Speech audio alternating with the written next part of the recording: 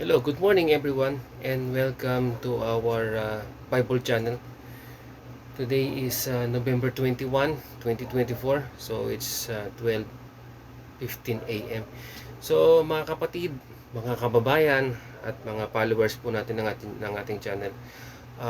We are here to discuss po itong isang favorite Bible verse ko po, no, among many Bible verse na favorite ko. And I hope mga kababayan, mga kapatid, meron din po kayo maging favorite Bible verse, no. Sabi nga po ni paraphrasing po si Brother Eddie Villanueva of GIL, dapat po unless I'm mistaken, dapat po tayo maging addict po tayo sa Panginoon and sa kanyang salita. Kaysa naman po pagka-adikan natin mga parties, inuman, gimmick, no? Mga pinagbabawal na droga, mga ganong bagay. Maging addict na lang po tayo sa Word of God, no? At sa Bible. At sa kanya po tayo mahumaling, no, sa ating Panginoon. Dahil yan pong gusto ng Panginoon natin, siya i-worship natin. Okay? Above anything else. Siya lang po. Sabi nga po sa Bible School, um, Deo Soli, balikan po natin yan. Basta yung worship God alone. Sa mga sola po yan eh. 5 solas po yun eh. Okay. So anyway, let's go over dun sa ating Bible verse this morning. Ang babasahin po natin is Matthew chapter 7 verse 21 to 23. So ito po yung NASB, New American Standard Bible yata to. Anyway, basahin na po natin. Sabi po dito, "Not everyone who says to me, Lord, Lord, will enter the kingdom of heaven, but the one who does the will of my Father who is in heaven will enter." Naputol ako doon. "Many will say to me on that day, Lord, Lord, did we not prophecy in your name, and in your name cast out demons, and in your name perform many miracles? And then I will declare to them, I never knew you. Leave me, you who practice lawlessness." So himahimahin po natin tong Bible verse natin. Marami daw po magsasabi sa Panginoon pagbalik niya, no? Lord, Lord. Yung tumatawag po sa Panginoon ng gano'n, Lord, Lord. Hindi siya makapasok sa kaharian ng langit, no? But the one who does the will of my Father. So yung makakapasok lang po sa kaharian sa langit ay yung gumagawa ng will or kagustuhan ng Ama, our Father in heaven. So yun pong importante, ha. Okay. Expound natin. Doon sa next verse, "Many will say to me on that day." Sa araw na yun daw, marami daw magsasabi, Lord, Lord, did we not prophesy in your name? Hindi ba kami nagpropesiya sa inyong pangalan? In your name, cast out demons. Sa pangalan nyo, nagpalayas ng demonyo. In your name, perform many, hindi lang one or two, many miracles. Meron nyo. And in your name, perform many miracles. So itong tatlong klaseng tao, no, nalalapit sa Panginoon. Sabihin niya kay Jesus, did we not prophesy in your name? Di ba siya nagpropesya sa pangalan ng Panginoong Jesus? And in your name, cast out demons. Nagpalayas ng demonyo sa pangalan ni Jesus. And in your name, perform many miracles. Nakakagawa sila ng maraming mirakulo, no? Okay? Pero sabihin ng Panginoon, and then I will declare to them, sasabihin ng Panginoon, I never knew you. Leave me, you who practice lawlessness. So ito mga kapatid, ito mga kababayan, ito po yung topic natin. It's all about obedience series, and ito naman yung ating obedience discussion. So marami po tayo mga kababayan, mga kapatid, probably we are guilty of this, no? Tayo po ay nagsasabi na tayo po nagpopropesya sa pangalan ng Panginoon, nagpapalayas ng demonyo sa pangalan ng Panginoon, or gumagawa ng maraming mirakulo sa pangalan ng Panginoon. Pero sasabihin ng Panginoon, sa araw na iyon, sasabihin niya, hindi ka niya kilala. ikaw na gumagawa ng lawlessness or yung hindi pagsunod sa batas. Okay? Batas ng Diyos ang ibig sabihin nito. You who practice lawlessness. So, anong point po dito mga kababayan, mga kapatid? Kasi, ang Panginoon, mas concern niya po, no? Of course, gagawin po ng isang Kristiyano yan. Dapat siya po ay nagpropesya kung meron siyang giftings ng prophecy. Kung may gifting siya ng pagpapalas ng demonyo, gagawin na po ng isang Kristiyano yan. Kung nakakagawa siya ng mirakulo, gagawin ng Kristiyano po yan, of course. Pero dapat hindi po tayo maging kampante o malulung sa paggawa ng ganito mga bagay. Pinaka-importante sa Panginoon ay gawin natin yung kagustuhan or will ng Ama. Going do sa lower verse, sa further verse, sabi nga, leave me, malis ka. Ikaw na gumagawa ng pagsuway or you who practice lawlessness. So, ang importante pa rin, mga kababayan, mga kapatid, no? Ang importante pa rin sa Panginoon ay ang pagsunod sa batas ng Panginoon o sa pinag-uutos ng Panginoon o sa will or kagustuhan ng ating Panginoon. Okay? Hindi sapat po yan. Tayo nagpo-propesiya, tayo nagpapalayas ng mga demonyo, tayo po ay gumagawa ng maraming mirakulo. Dapat wag po tayo magpakampante sa mga ganyang gawain. Dapat nandun pa rin po tayo sa obedience. Nandun pa rin po tayo sa pagsunod sa ating Panginoon. Importante po yan sa Lord, no? Obedience. Sabi nga po sa Old Testament, sabi ni King Solomon sa Ecclesiastes, sabi niya, the truth of the matter is,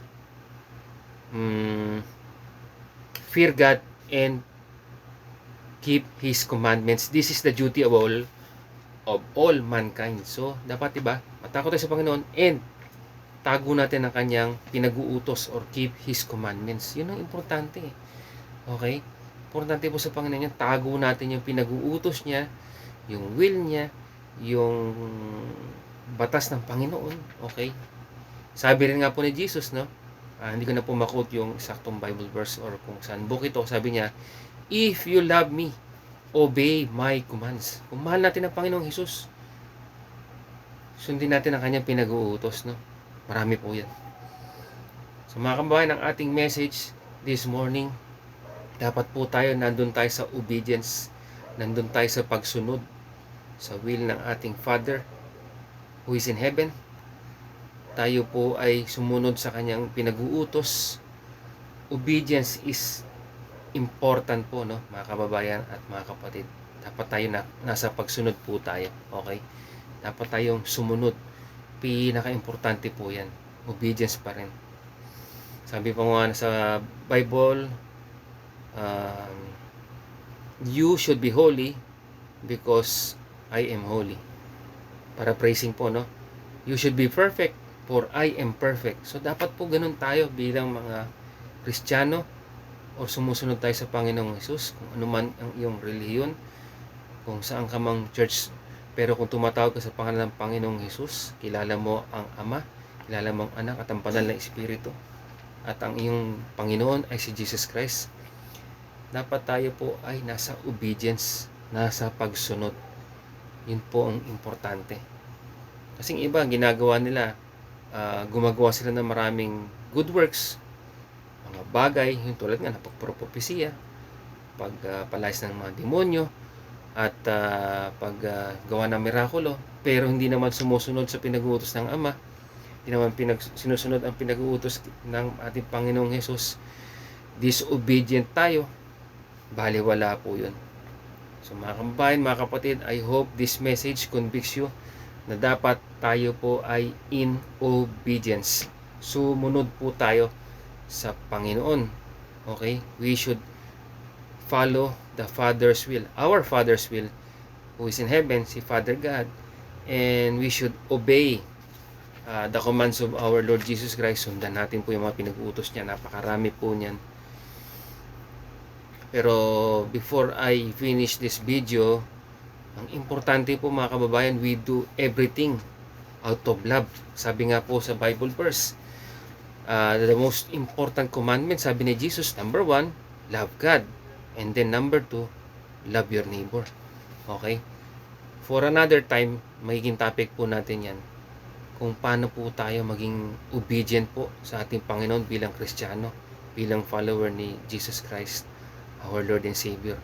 Okay? Si Jesus nakakatuwa po, no? Sa Bible, pag binasa mo siya, marami kang maintindihan, marami kang malalaman. So, mga kababayan, read your Bibles, no? Sabi nga po sa Old Testament, meditate on my word day and night. Hindi lang araw, pati gabi, day and night, no? Dadating po ang time, no? Heaven and earth will pass away, but my words will not pass away, sabi po ni Jesus yan. Okay? So, dapat po itago po natin ang salita ng Diyos sa ating diwa, sa ating puso, sa ating pagkatao. Yan lang po ang ating pinaka the best treasure ever. Wala na pong ibang bagay. Everything will pass away, no? Ang ating katawang lupa, kayamanan, pera, trabaho, karangalan, titulo, wala po yan.